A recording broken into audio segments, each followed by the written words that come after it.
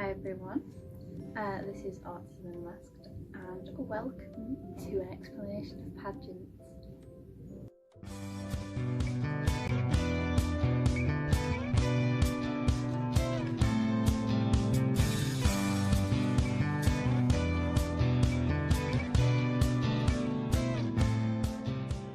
So if you follow me already, you'll probably know that I compete in beauty pageants around once a year.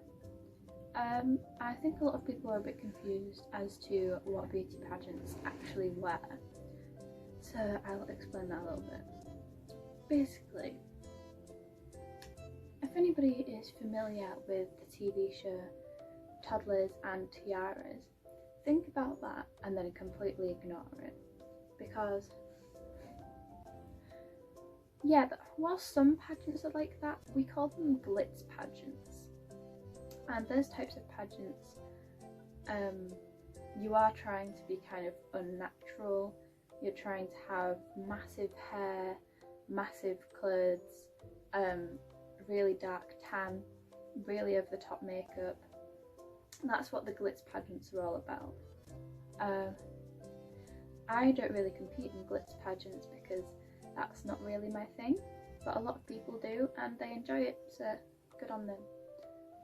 The type of pageants I compete in are more geared towards interview based, meaning, I should explain how it works on the day.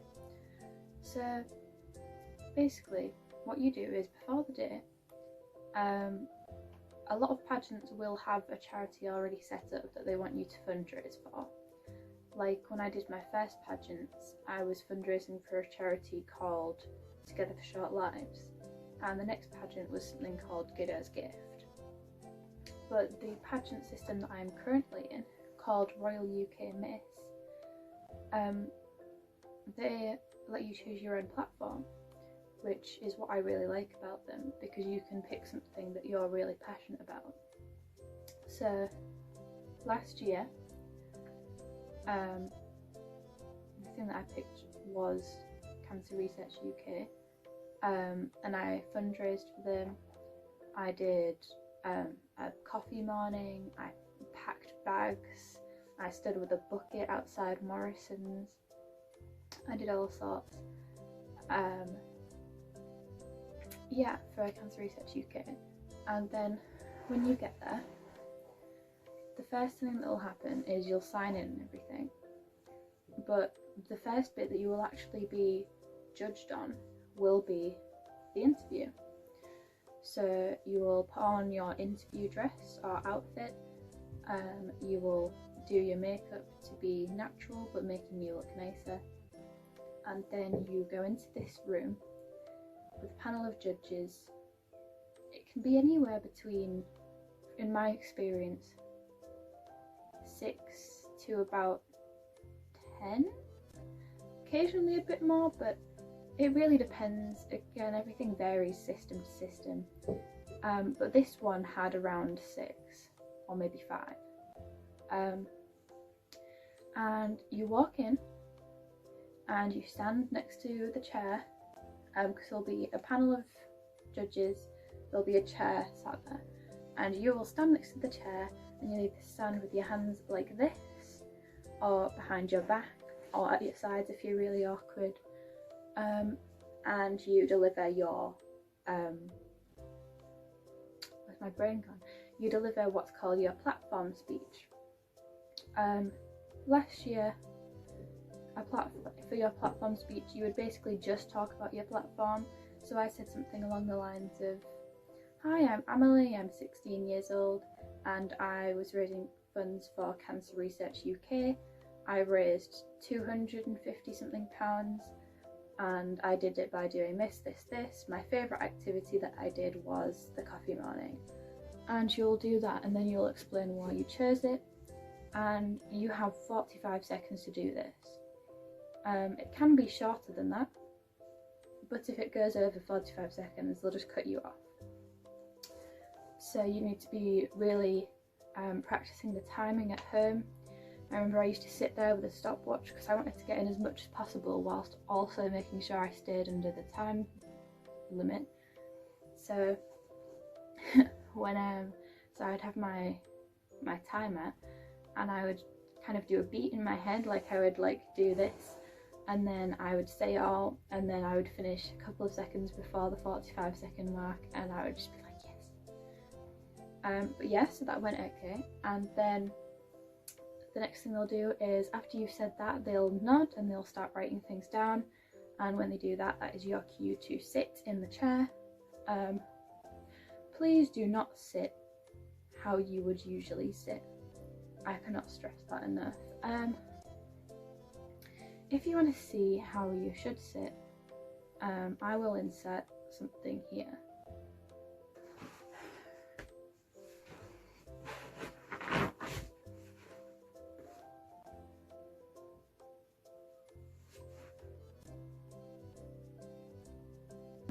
But yeah, I'm saying this as if you're actually going into pageants, but you know, maybe. I figured I'd just give all the information to anybody who's interested.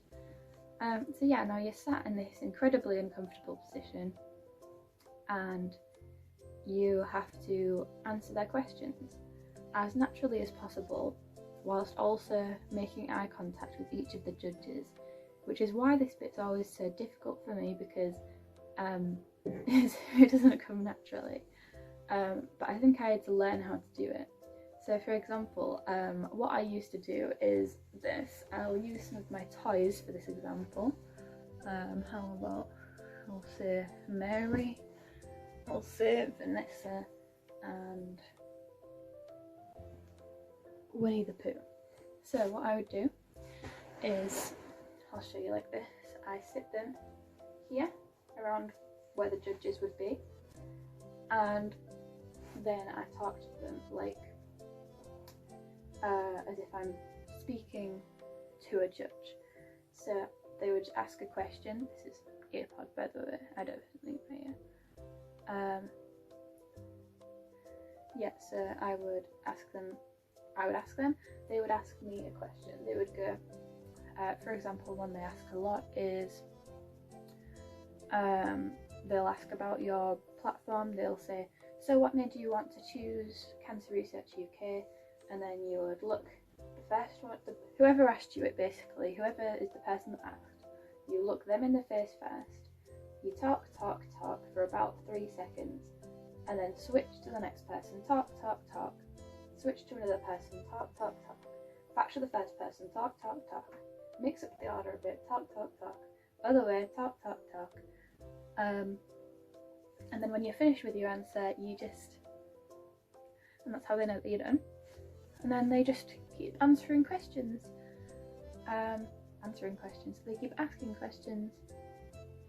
And yeah, you basically just have to answer them to the best of your ability. But I think in that case, the most important thing is confidence.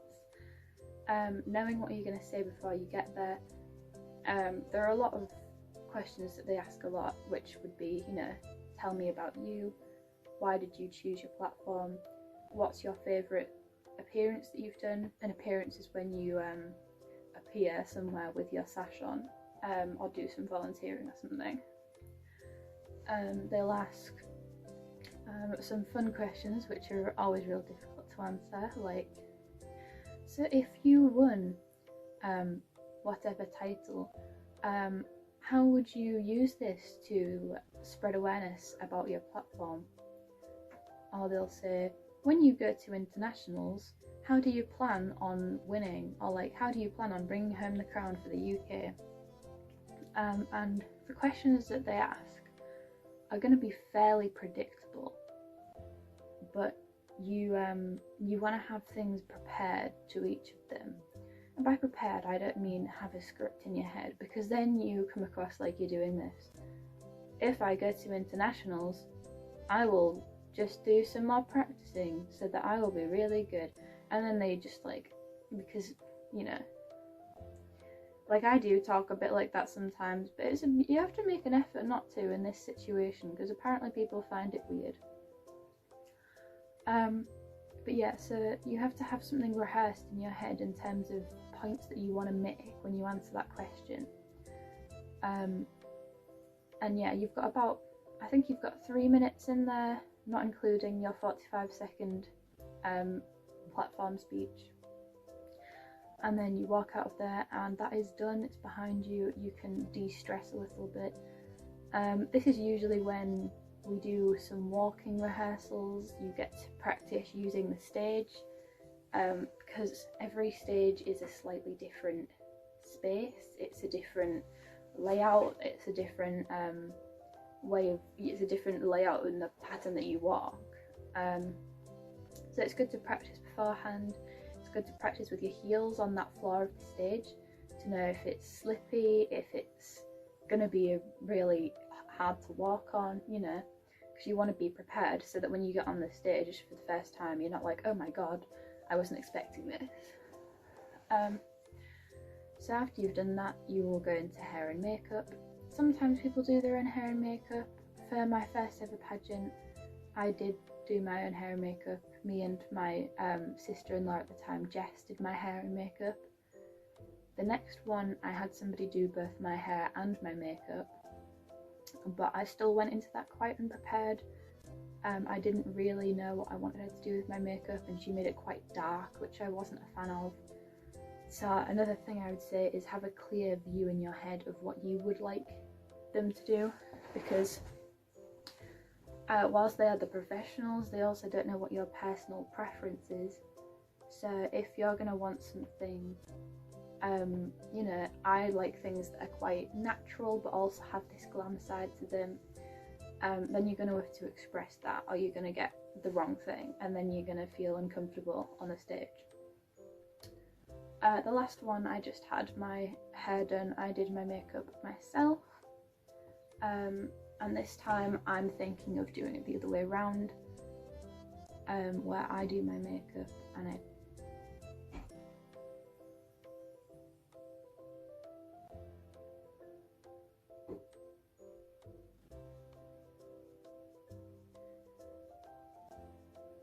but yeah, last year I did, no, I mean this year I'm going to do, I'm going to pay somebody to do my makeup. I'm going to come in with a clear idea of what I want them to do, and then depending on how difficult my hair is to manage at the time, I'll decide whether or not to get it done, because I'm getting it cut off whenever things reopen. I'm just getting it all cut off. I'm a bit bored of it, to be honest. So that'll either make it easier or more harder, easier or harder to do. So that depends on whether I get it professionally done. I didn't even mean to talk about it this long, oh my god. Anyhow, I think for now, in this video, I'll just share one fun pageant story. There are lots, but this will be the first of many, because I don't want this video to be super duper long. So in my first pageant, I'm not going to say the name of it, but in my first pageant, they were a 2-day event. The first day, you didn't do any competing, it was just rehearsals, and it was doing fun games with your friends, with your pageant friends. And I was in this like pencil skirt with a zip down the front, which looked really nice, but it wasn't a really good idea to be wearing that. Yeah, so and then we were playing a game where they would shout out an activity and you had to act it out. So they did horse riding, they did martial arts, they did all sorts, and then eventually they said gymnastics.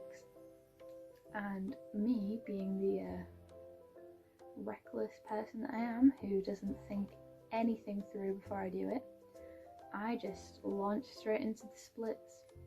It was very impressive, I did win that round, but yeah, I ripped my entire skirt open, the zip burst, so then I was just kind of stood there, just like, oh my god, it's broken, it was completely undone, like it was completely undone.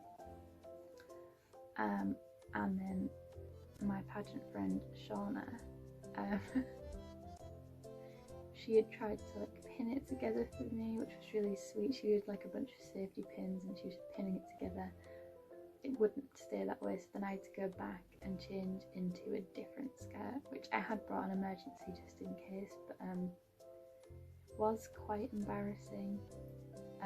Everybody there did see my underwear.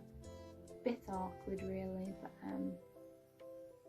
oh well. Yeah, so that was an absolute nightmare. I'm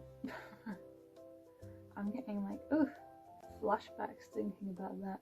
I think that was one of the most embarrassing moments of my life, because there were so many girls there. There was like about 80 girls and they were all just kind of staring at me, and the leaders were all staring at me, and then I was just like, and then the photographers were kind of like staring at me, and then they were like, alright, stop filming, and it was just, it was so awkward. I hate that. It was, I think I would rate it the second most awkward experience of my life. The first most awkward isn't pageant related, but I will share it because it is funny. Well, not to me, but it amused my friends. So background, around over a year ago now, I was dating somebody called, I'm trying to think of a name that isn't her name, called Destiny, and Destiny and I had been dating for about a month, and I did not really like her.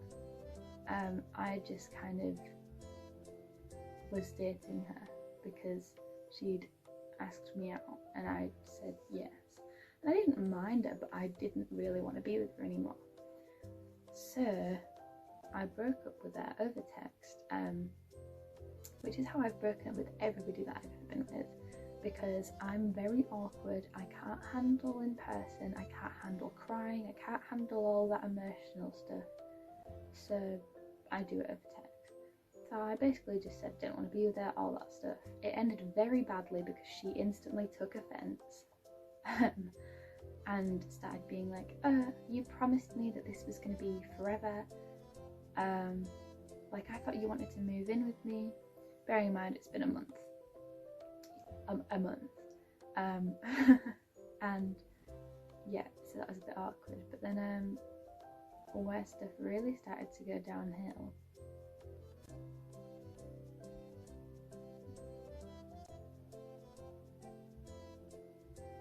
was because we were in the same class in one of our things at college, and I heard her talking about me. Well, not heard, one of my friends told me that she was talking about me to the class. She was saying all sorts of stuff. She was saying I cheated on her, blah blah blah blah blah, which I did not. And then this was only about a week after we'd broken up, and then she walked out, and then her neck was like purple with like hickeys, or I don't know what you call them, if this is love bites, whatever. It was like absolutely from there to there, like the entire thing was purple.